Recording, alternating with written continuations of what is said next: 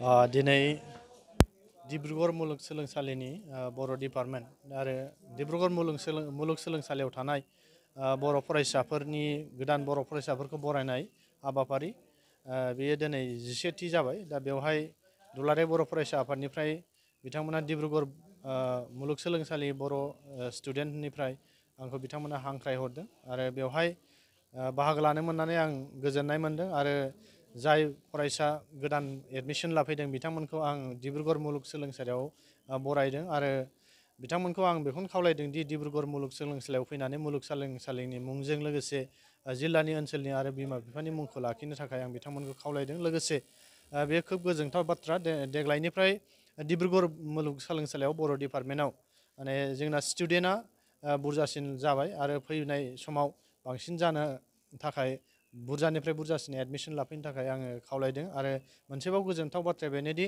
डिब्रुगढ़ मुलुगसोलोंसालियाव बर' डिपार्टमेन्टजों PhD degree लानो हानाय सुबिदा जानानै फैबाय। बेनिनो दिनै डिब्रुगढ़ मुलुगसोलोंसालिनि PhD डिग्री लानायनि जि इन्टारभिउ बे इन्टारभिउनि हाबाफारियाबो दिनै जोबनानै थांबाय।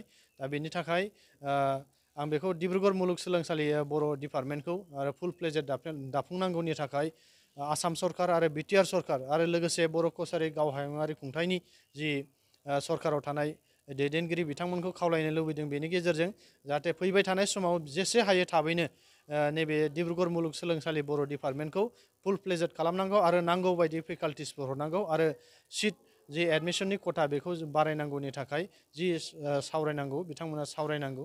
बिनि थाखाय आं बिथांमोनखौ रिकुवेस्ट खालामदों, खावलायहरनाय थाबाय। गोजोन्थों।